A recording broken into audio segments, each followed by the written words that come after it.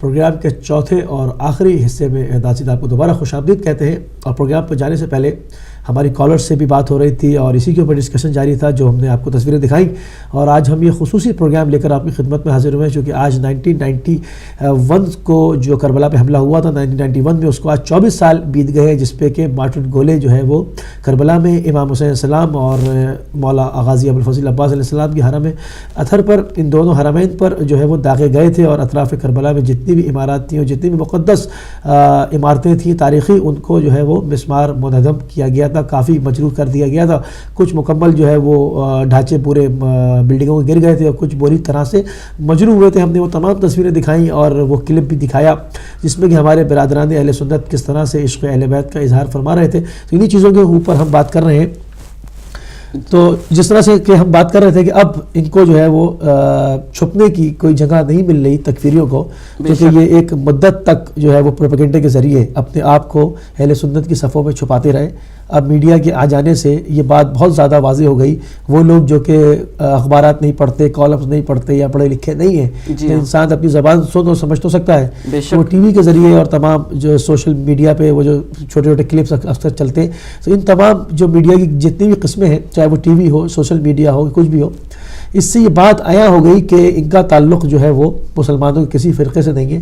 یہ سیاسی یتیم، مذہبی یتیم فرقہ ہے جو کہ گمراہ اور خارجی فرقہ ہے. اب میں سمجھتا ہوں کہ اب اس کو مطلب اس کے اوپر جو جتنی کپڑے جو ڈالے تھے سب ہٹ گئے وہ.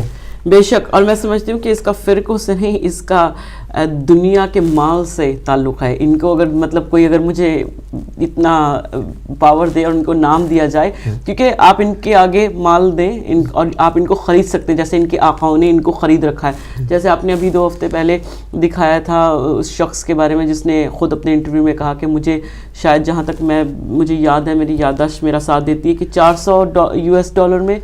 جی ہاں، وہ جو ریکروٹ کرتا تھا ایک آدمی یوسف سلفی، اس کی تصویر میں نے چلائی تھی. یوسف سلفی جو کہ لاہور سے اریسٹ ہوا تھا، جو کہ پاکستانی خفیہ ایجنسی نے اس کو اریسٹ کیا تھا. یوسف سلفی نام تھی. وہ ایک ریکروٹمنٹ پر $500 دیا کرتا، اس کو ملا کرتے تھے. جی ہاں. تو مطلب یہ اب یہاں پر کوئی مذہب، کوئی فرقہ اس کی وہ نہیں ہے. مطلب جی ہاں، مطلب یہ کہ آپ جتنا آپ ان کو پیسہ دیں مطلب وہ کام کریں گے، وہ کام کریں گے. تو ان کا جو مذہب ہے، جو ان کا فرقہ ہے، وہ مال دنیا ہے. پڑھتے ہیں ایک اور کالر کی طرف. جی السلام علیکم. وعلیکم السلام. جی کون صاحب، کہاں سے؟ جی میں ہاشم علی بات کر رہا ہوں. جناب ہاشم علی صاحب. جی علی موسی صاحب اور بینظیر حسین صاحب، آپ خدمت میں السلام علیکم یا علی مدد. وعلیکم السلام یا علی مدد. بڑا اچھا پروگرام الحمدللہ، شکریہ آپ کا، جزاک اللہ. اور آپ کا جو موضوع ہے ظالم کا انجام. جی ہاں، میں صرف سوچ رہا تھا، دیکھ رہا تھا آپ کا پروگرام اور سوچ رہا تھا کہ کیا وجہ ہے کہ لوگ جاننے کے باوجود کہ یزید اور یزیدی ظالم تھے اور ہیں، اور حسین اور حسینی مظلوم تھے اور ہیں.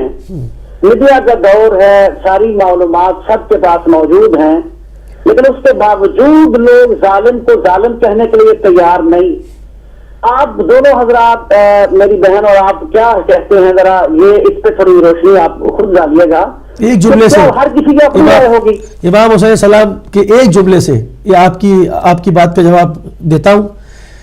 جب روز کربلا کو میں امام حسین السلام نے یزیدی فوج سے خطاب کیا تو ایک جملہ فرمایا. آپ فرماتے ہیں کہ تم مجھے دیکھ رہے ہو اور مجھے جانتے بھی ہو کہ میں کس کا فرزند ہوں، پھر بھی تم مجھ پہ جفا کرنے سے باز نہیں آتے. کیوں؟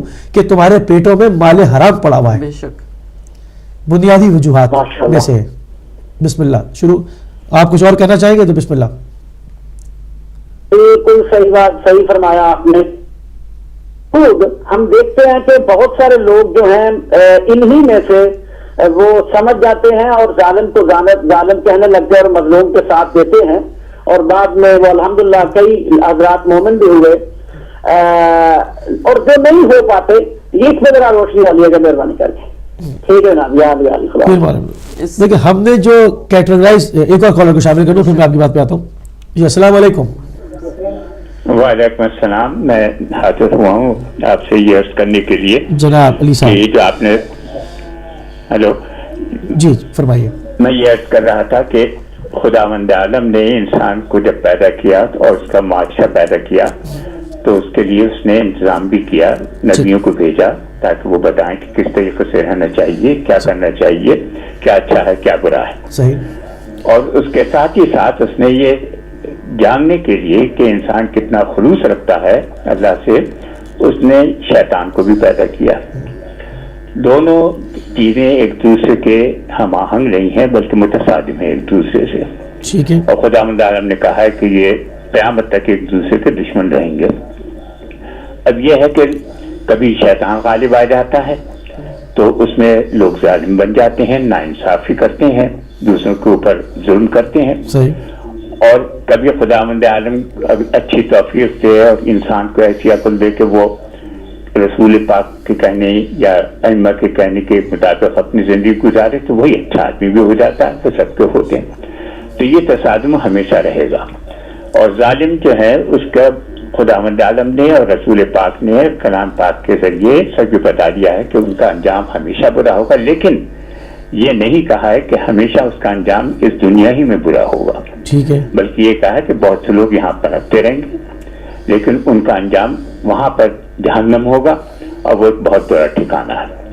تو یہ اصل میں ایسا ہے کہ ہم بعض اوقات یہ بھول جاتے ہیں جو لوگ کے ظلم کرنے کے عادی ہیں کہ وہ ہمیشہ پنپتے نہیں رہیں گے، ان کو بھی مرنا ہے اور مرنے کے بعد جو ابدی زندگی ہے ان کی وہ بہت ہی ذلیل اور خوار ہوگی.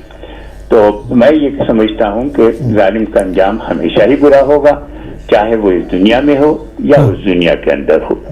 اور اس کی بہت سی مثالیں بھی موجود ہیں. خداوند عالم کے جو ائمہ انبیاء آئے ان کو لوگوں نے قتل کیا. خداوند عالم نے کلام پاک بتایا کہ بہت سے جو ان کے رسول آئے تھے ان کو قتل کیا گیا. رسول پاک سے جن لوگوں نے محبت کا دعویٰ کیا انہوں نے رسول پاک کے خاندان کو بھی بہت ہی اذیتیں پہنچائیں اور قتل تک کیا، شہید کیا. تو اس قسم کی چیزیں ہوتی رہیں گی. اور لیکن وہی بات کہ یہ ہم کو ضرور سمجھ لینا چاہیے کہ انجام ظالم کا ہمیشہ برا ہوگا. صحیح. بس میں اتنا ہی کہنا چاہ رہا تھا. شکریہ. سب سے پہلے آپ پروگرام میں شامل ہوئے، بہت مشکور ہیں. اور سب سے پہلے ہاشم علی صاحب جو کہ انہوں نے سوال کیا تھا اس کی بات کا جواب دوں کہ وہ کہتے ہیں کہ بعض لوگ جو ہے وہ ظالم کو ظالم سمجھتے ہیں مگر مومن نہیں ہوتے. تو کیوں نہیں ہوتے؟ تو وہی والی بات کہ دیکھیں ظالم کو ظالم کہنا اور اس کا انکار کرنا اس سے مفادات وابستہ ہوتے ہیں. مطلب لوگ ابھی تو دنیا ہے، لوگوں مال درہم دینار کے جو پجاری ہیں جو اس کے بندے ہیں وہ اگر باقاعدہ تمام چیزوں کو چھوڑ کر دار اسلام میں داخل ہو جائیں تو ان کو مصائب و سختیاں سب جھیلنی پڑیں گی. ہر آدمی جو ہے وہ مصائب و سختیاں جھیلنے کو تیار نہیں ہوتا. اسی لیے انہوں نے اپنا معبود جو معبود برحق اس کو چھوڑ کر خدا کو بنایا ہوا ہوتا ہے. وہ ظالم کو ظالم جانتے تو ہیں مگر اپنے مفادات کی وجہ سے ان سے جو ہے وہ کنارہ کشی اختیار نہیں کرتے. اور دوسری بات جہاں جو علی صاحب نے ابھی کی جو ہمارے ایک نئے کالر تھے کہ جی ظالم کا کبھی دنیا میں انجام، بعض لوگ پھولتے پھلتے رہتے ہیں. دیکھیں دنیا تو جائے عبرت ہے، عبرت کی جگہ ہے. اور اگر ایک انسان کا انجام برا نہیں ہوتا تو آنے والے اس کے اولادوں میں سے کسی کا انجام بہت بھیانک ہو جاتا ہے، کیونکہ وہ ایک سلسلہ ہوتا ہے نا ظالموں کا. وہ طاغوت تو ہمیشہ مار کھاتے ہی ہے، چاہے دنیا میں کھائے یا آخرت میں. لیکن میں سمجھتی ہوں کہ پروردگار عادل ہے، ہم لوگ دیکھ نہیں پاتے، ان کے ساتھ کچھ نہ کچھ تکلیف، کچھ نہ کچھ ایسی بات ہوتی ہے کہ جس سے ان کو احساس نہیں ہوتا. کیونکہ اگر انسان کے دل میں احساس ہو تو کسی کے ساتھ ظلم ہی نہیں کرے، کیونکہ ان کے اندر احساس مر چکا ہے، اسی لیے وہ دوسروں کے ساتھ ظلم کرتے ہیں. اور جب ان کے ساتھ اللہ ان کو کیے کی سزا دیتا ہے تو ان کو احساس نہیں ہوتا، کیونکہ ان کے اندر بے حسی اتنی پیدا ہو گئی ہے، وہ سمجھتے ہیں کہ تو یہ کوئی بات نہیں اگر ہو بھی گیا ہمارے ساتھ. دنیا میں واضح مثال اس وقت جو ہے وہ شاعر اللہ ہے، اور انہوں نے اس کو مٹانے کی کوشش کی. انبیاء کے قبے گرائے، اولیاء کے مزارات گرائے انہوں نے موصل وغیرہ میں، اور ان کا ہدف کربلا تھا، اور کربلا کے بعد ان کا ہدف خانہ کعبہ اس کا اعلان کیا تھا. مگر چونکہ کربلا جو ہے وہ اسلام کی ضمانت ہے، ضامن ہے.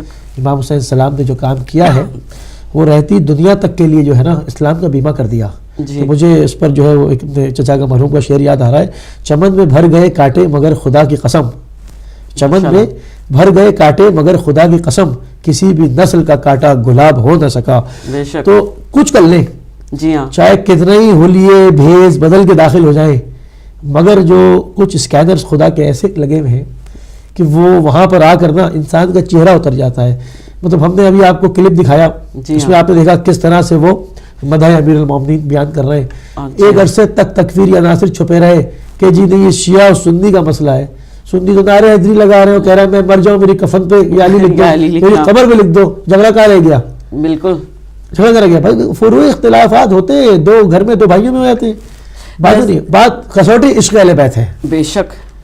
تو ہمارا مقصد پروگرام کرنے کا, تمام چیزیں جمع کرنے کا, محنت کر کے اس پہ لانے کا مقصد یہ ہے کہ ان کو کوئی اہل سنت برادران کا حصہ نہ سمجھے. یہ خارجی تکفیری ہیں, یہ سیاسی اور مذہبی یتیم لوگ ہیں. ان کا انجام یہی ہے کہ اپنا منہ کالا کرائیں اور جہنم حاصل ہو جائیں. اور میں یہاں پر آپ نے جس طرح بہت اچھی مثال دی, اور ہاشم علی بھائی نے آپ سے جو سوال کیے تھے, آپ نے ان کو بہت بہترین جواب دیے. مجھے کچھ کہنے کی ضرورت نہیں, لیکن مجھے قرآن کی آیت یاد آتی ہے کہ پروردگار خود قرآن میں ارشاد فرما رہا ہے کہ ہم نے کچھ دلوں پر ایسے تالے لگا دیے ہیں کہ ان پہ جتنی مرضی ایمان کا نور ڈالا جائے لیکن وہ کھل نہیں سکتے. تو مطلب جو لوگ دیکھ کر بھی, جو لوگ ایمان دیکھ کر بھی, جو لوگ مومن نہیں ہوتے, مہرے سب کر دی قرآن میں, مہرے سب کر دی, مطلب لفظ و لفظ مجھے ترجمہ لعنت کے توق ڈال دی, لعنت کے توق ڈلے ہیں, اور ان کو تھوڑیوں تک جکڑ دیا ہے. بے شک. اب یہ نہ دائیں دیکھ سکتے ہیں نہ بائیں دیکھ سکتے ہیں. جی ہاں, یہ ضلالت کے توق میں جکڑے ہوئے ہیں. اور تو مطلب اس کا مقصد میں وہ توق ایسے تھوڑی کہ لوہے کے توق ہیں. بے شک. وہ ان کی فکر پہ, انہوں نے جو حرام کھایا ہے, انہوں نے جو حرام کھایا ہے اور جو حرام پہ یہ پلے ہیں, وہ جو ان کی رگ و پہ میں صلاحیت کر گیا ہے نا, وہ ان کے خون بن کے جو وہ حرام دوڑ رہا ہے. مطلب ایک عام آدمی کیسے اٹھ کے, جس کی اجر رسالت کا حکم قرآن میں مودت کا حکم دیا گیا ہو, کون آئے گا جو کہ اس کے روزے کی طرف پتھر اچھالے گا؟ کون سوائے مجہول النسب کے, جس کا نسب صحیح نہ ہو. اچھا, ایک عام آدمی بھی, جب جیسے اگر آپ یا میں کوئی بھی عام شخص جس کے دل میں ذرا سا بھی خوف خدا ہو, وہ اگر قبرستان میں جائے تب بھی اپنا رستہ چنتے ہوئے چلتا ہے کہ کہیں مجھ سے بے ادبی نہ ہو جائے, کسی کی قبر پہ میرا پیر نہ چلا جائے, یا کچھ بھی, مطلب ایسا وہ بے ادبی نہیں کرتا کہ جس سے ایک جو دنیا میں شخص نہیں ہے کہ اس کی عزت کو پامال کرے. اور آپ کیسے اس رسول کے نواسے کی روزے کو پامال کرنے کی کوشش کر سکتے ہیں کہ جس نے خود اجر رسالت آپ سے مانگا؟ دیکھیں, یہ تمام جو میں اس میں اپنے پروگرام میں اس سے پہلے بھی اس واقعے کا ذکر کر چکا ہوں اور دوبارہ اس کو کروں گا. یہ موضوع بات وہیں پہ گھوم کے آ گئی کہ ایک ہسبینڈ اینڈ وائف, میاں اور بیوی لڑتے ہوئے رسول اللہ کے پاس آئے. جی. اور شوہر نے رسول اللہ سے آگے شکایت کی کہ یہ بچہ میرا نہیں ہے, مجھ سے منسوب ہے. بہت بڑا الزام ہے. جی. اس وقت ڈی این اے تو کچھ تھے نہیں, بے شک, کہ وہ چیک کرا لیا ہے. رسول اللہ کہا ٹھیک ہے بیٹھو, بھی فیصلہ ہو جاتا ہے. تھوڑی دیر میں امام حسین السلام اپنے ایام طفلی میں تھے, کھیلتے ہوئے آئے. جیسے آئے وہ بچہ اٹھ کے کھڑا ہو گیا جس پر الزام لگایا تھا.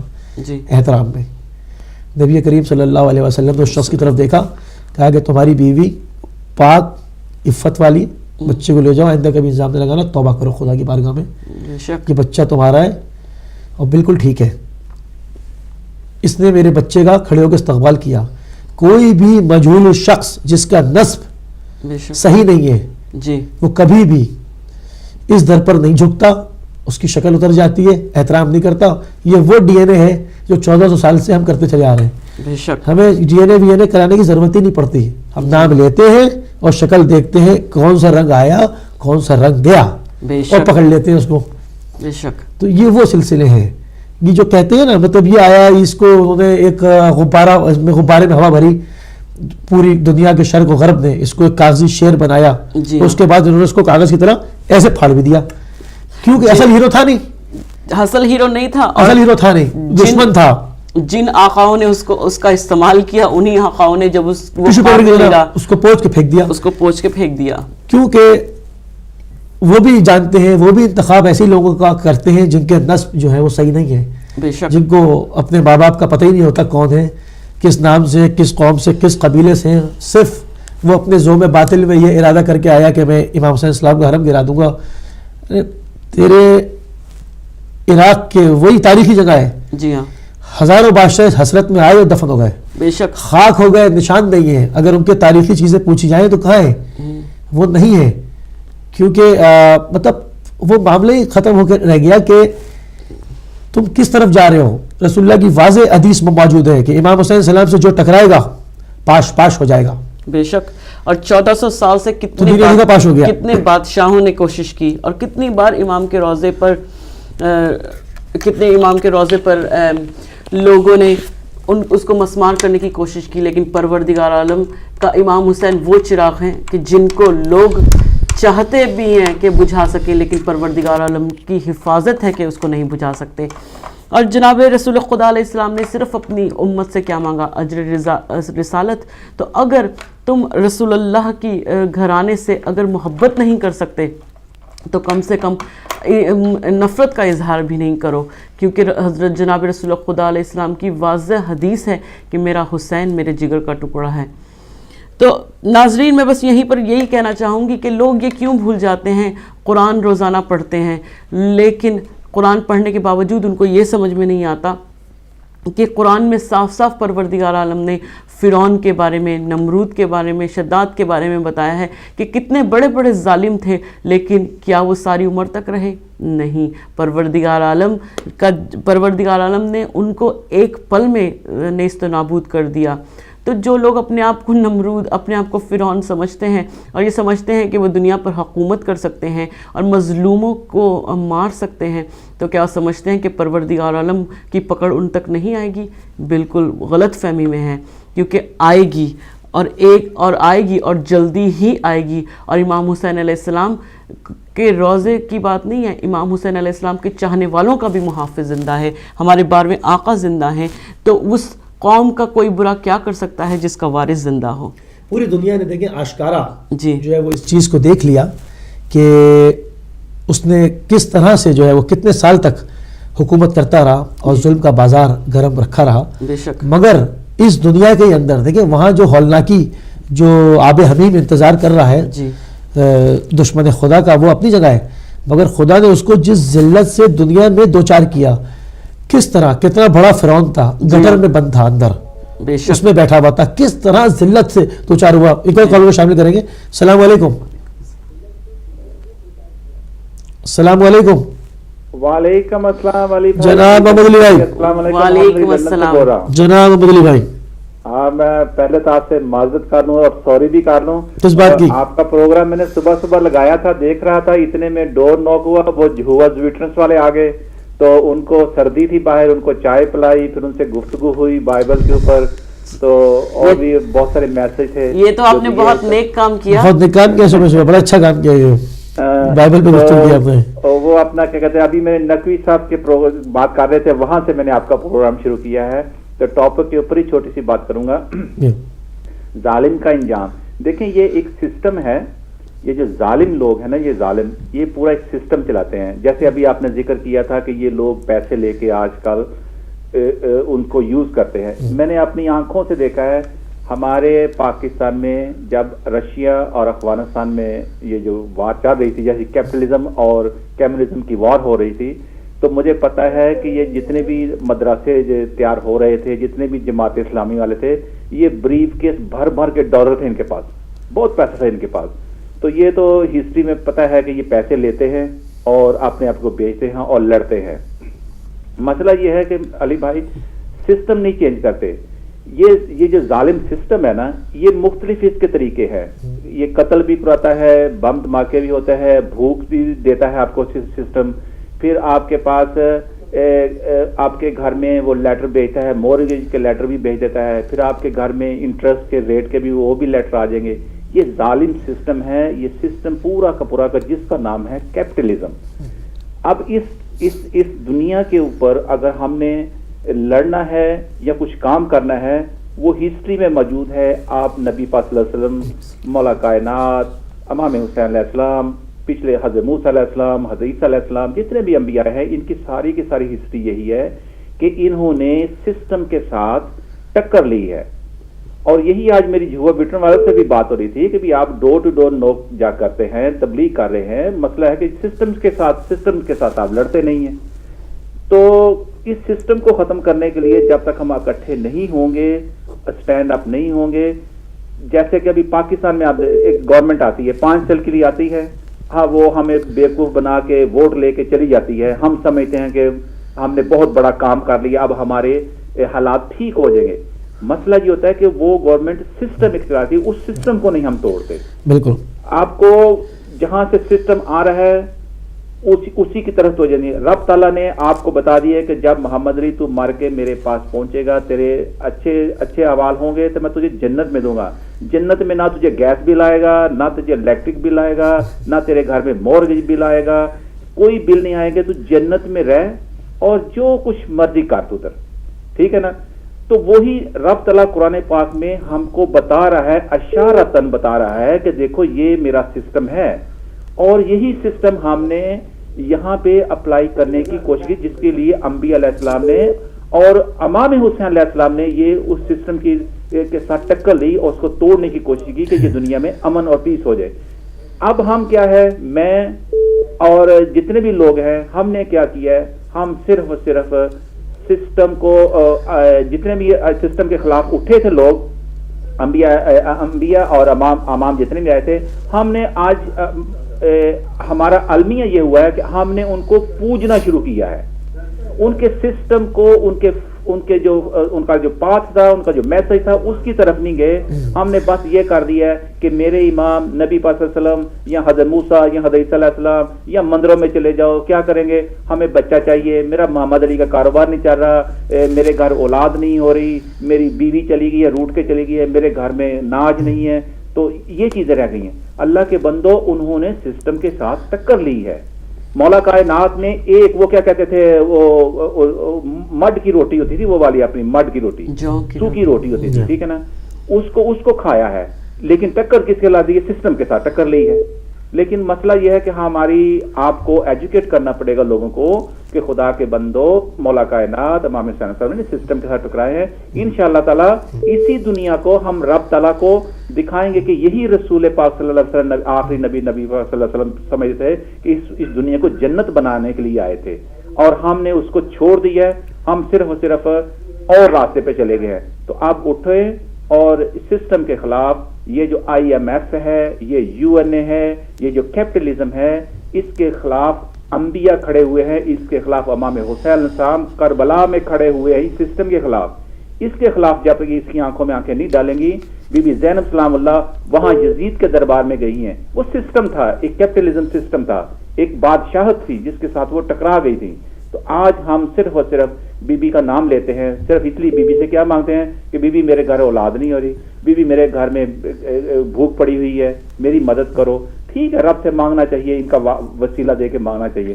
لیکن علماء دین اور ہم نے ایک رانگ ٹریک پکڑ لیا ہے اور سسٹم کے خلاف نہیں اٹھتے. جب تک یہ نہیں اٹھے گئے, تبدیلی نہیں ہوں گے, اس وقت کچھ بھی نہیں ہو. علی بھائی ہیلو, جی آواز آ رہی ہے آپ کی, آواز آ رہی ہے. تو بس میرا لاسٹ میسج یہی ہے کہ پھر وہی میں لاسٹ اپنی بات یہاں پہ ختم کروں گا کہ میں بلالی ہوں, اذان دوں گا ہمیشہ حق کی, تپتی ریتوں پہ چاہے مجھے لٹایا جائے. حکم جاری ہوا ہے دربار یزیدی سے, جو حسینی ہے اسے قتل کرایا جائے. میرے شعروں کا فقط ایک ہی مقصد ہے شکیب, نیند میں جو لوگ ہیں ان کو جگایا جائے. تو الیکشن آگے ہیں, 2 مہینے رہ گئے ہیں برطانیہ کے الیکشن. سسٹم کو چینج کرنے کے لیے اٹھ کھڑے ہو اور جاگ جاؤ, ادروائز ہمارا ستیہ ناش ہو گیا پوری دنیا کا. اس کو چینج کرنے کے لیے اب 2 مہینے رہ گئے ہیں, اس کو یوز کرو. تھینک یو ویری مچ علی بھائی, میرے ٹائم میں بہت شکریہ. آپ شامل ہوئے لندن سے, تو ایک اور کال کو شامل کریں گے. السلام علیکم.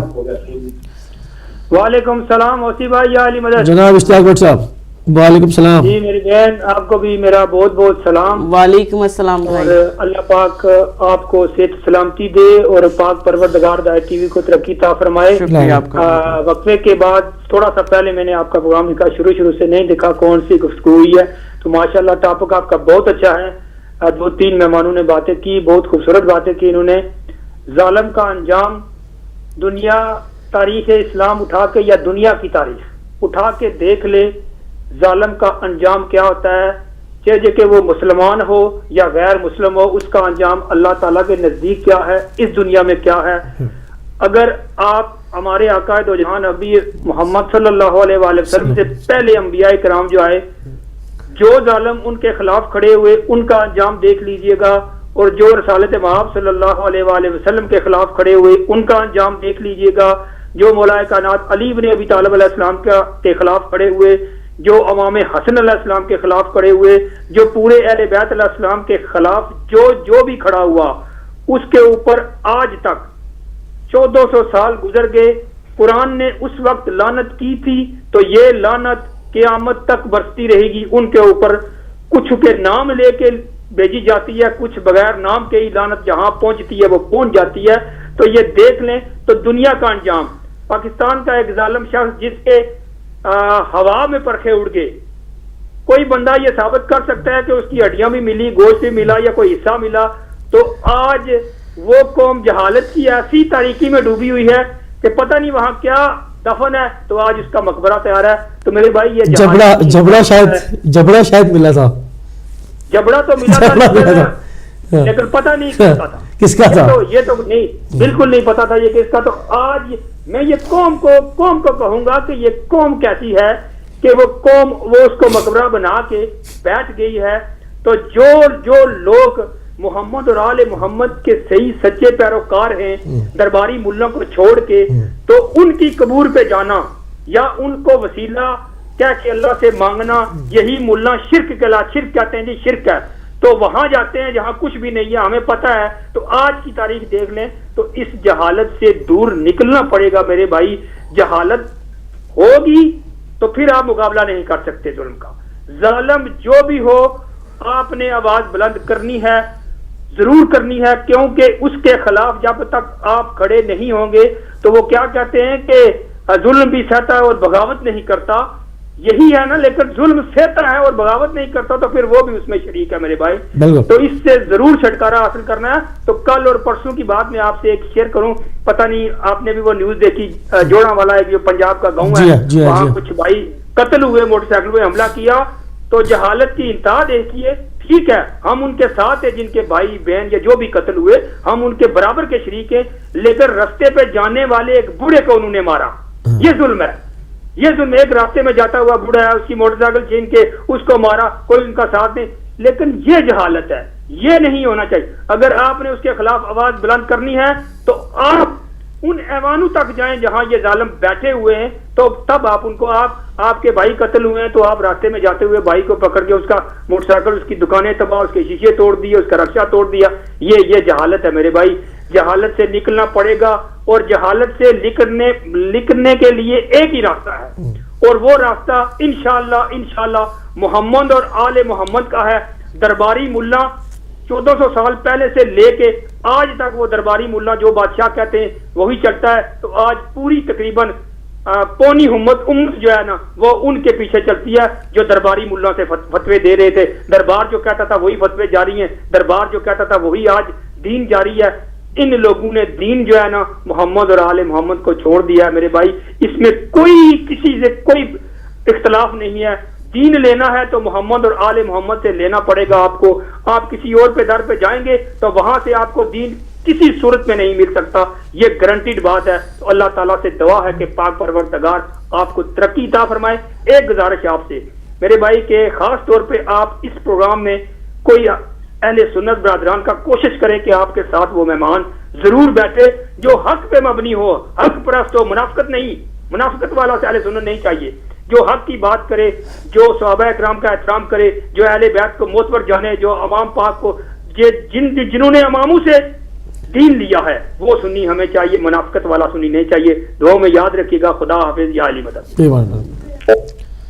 تو بہت جو ہے وہ آپ چونکہ پروگرام میں آپ اپنے اختتام کی طرف جائے گا تو ہم نے کوشش کی اس پروگرام کے اندر کہ کچھ تصویریں اور تمام چیزیں جو پیش کی، اور ہم نے اس کے اوپر ہمارے کالر سے بات بھی کری. تو ان تمام چیزوں کا جو رزلٹ نکل کر وہ یہی آ رہا ہے کہ قوم ماشاءاللہ جو ہے وہ اویئر ہے. صرف اصلاح نفس کی جو ہے وہ لوگوں کو ضرورت ہے کہ اپنے نفس کو اس کی طہارت کی، اس کی تطہیر کی ضرورت ہے. کیونکہ میں نے وہی مولا کا کال پیش کیا اس وقت کہ مولا نے فرمایا کہ تمہارے پیٹوں میں حرام پڑا رہے گا تو تم تمام حق کو دیکھتے ہوئے، سمجھتے ہوئے، جانتے ہوئے، ظالم کی بھی شناخت رکھتے ہوئے، حق کی بھی شناخت رکھتے ہوئے کرو گے وہی جو کہ غلط ہے، کیونکہ تمہارے پیٹوں میں حرام ہے. تو لوگوں کو اس سے باہر آنا ہوگا، اور جو میڈیا کا رول ہے وہ میڈیا ادا کر رہا ہے.